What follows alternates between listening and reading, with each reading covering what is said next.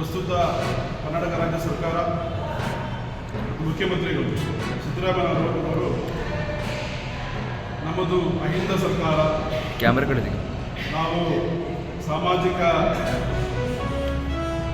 ನ್ಯಾಯದ ಚಾಂಪಿಯನ್ ಅಂತ ಹೇಳಿಕೊಂಡು ಚುನಾವಣಾ ಸಮಯದಲ್ಲಿ ಪ್ರಣಾಳಿಕೆಗಳನ್ನು ಬಿಡುಗಡೆಗೊಳಿಸಿ ಅದರಲ್ಲಿ ಹಲವಾರು ರೀತಿಯ ಒಂದು ಆಶ್ವಾಸನೆಗಳನ್ನು ಜನತೆ ಮುಂದೆ ಕೊಟ್ಟಿದ್ದು.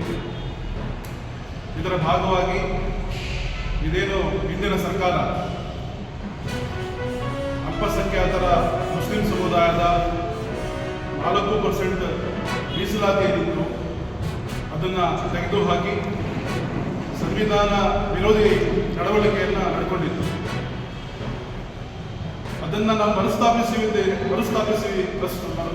ಮಾಡ್ತೀವಿ ಅಂತ ಹೇಳಿಕೊಂಡು ಸಿದ್ದರಾಮಯ್ಯನವರ ಕಾಂಗ್ರೆಸ್ ಸರ್ಕಾರ ಅದನ್ನು ಮರುಸ್ಥಾಪನೆ ಮಾಡ್ತೀವಿ ಅಂತ ಆಶ್ವಾಸನೆ ಕೊಟ್ಟಿದ್ದರು.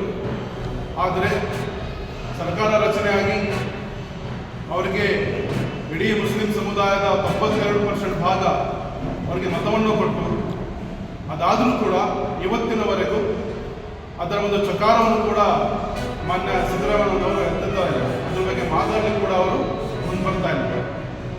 ಪ್ರಸ್ತುತ ಅಧಿವೇಶನ ನಡೀತಾ ಇದೆ. ಅಧಿವೇಶನದಲ್ಲೂ ಕೂಡ ಇದುವರೆಗೆ ಅದರ ಬಗ್ಗೆ ಚರ್ಚೆ ಆಗಿಲ್ಲ.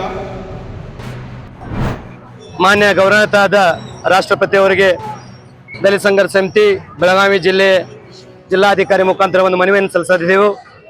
ಮಾನ್ಯ ಕೇಂದ್ರ ಸರ್ಕಾರದ ಗೃಹ ಮಂತ್ರಿಯಾದ ಸನ್ಮಾನ್ಯ ಶ್ರೀ ಅಮಿತ್ ಶಾ ಅವರು ಮೊನ್ನೆ ನಡೆದಂಥ ಒಂದು ಸಂಸತ್ ಸಭೆಯಲ್ಲಿ ಬರೀ ಅಂಬೇಡ್ಕರ್ ಅಂಬೇಡ್ಕರ್ ಅಂಬೇಡ್ಕರ್ ಅನ್ನೋದ ಹೇಳೋದು ಬಿಡಬೇಕು, ನಾವು ಅದೇ ಜಪನ ದೇವರಂತ ಜಪ ಮಾಡಿದ್ರೆ ಸ್ವರ್ಗ ಸಿಗ್ತೈತೆ ಅಂತ ಹೇಳೋ ಮಾತನ್ನು ಮಾತಾಡಿದಾರ.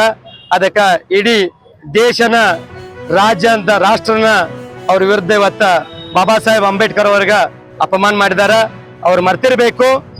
ಇವತ್ತ ಸಂವಿಧಾನದಾಗ ಅವರು ಗೃಹ ಮಂತ್ರಿ ಆಗಿದ್ದಾರೆ ಅನ್ನೊಂದು ಮರ್ತಿದಾರ. ಯಾಕಂದ್ರೆ ಈ ದೇಶಗ 2 ವರ್ಷ 11 ತಿಂಗಳು 18 ದಿವಸ ದೇಶ ವಿದೇಶಗಳನ್ನ ಸುತ್ತಿ ಒಂದು ಒಳ್ಳೆಯ ಸಂವಿಧಾನ ಕೊಟ್ಟಿದ್ದಾರೆ. ಆ ಸಂವಿಧಾನ ನಮಗೆ ನಾವನ್ನ ಅರ್ಪಣೆ ಮಾಡ್ಕೊಂಡಿದ್ದೇವ.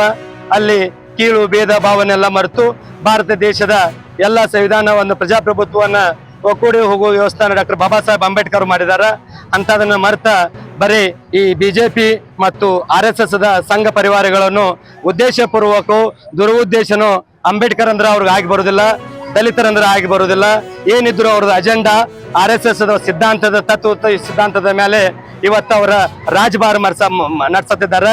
ಅದಕ್ಕೆ ನಾವು ದಲಿತ ಸಂಘರ್ಷ ಸಮಿತಿ ವತಿಯಿಂದ ಪೂರಾ ಅವರಿಗೆ ನಾವು ಚೀಮಾರಿ ಹಾಕತ್ತೇವೆ. ಇಚ್ಛಿತ್ತು ಒಂದು ನಾಚಿಕೆ ಮಾನ ಮರ್ಯಾದೆ ಇದ್ರ, ಯಾಕಂದ್ರೆ ಆ ಸಂಪುಟದಾಗ ಇರುವಂತ ಮಾನ್ಯ ಪ್ರಧಾನಮಂತ್ರಿ ಅವರಿಗೆ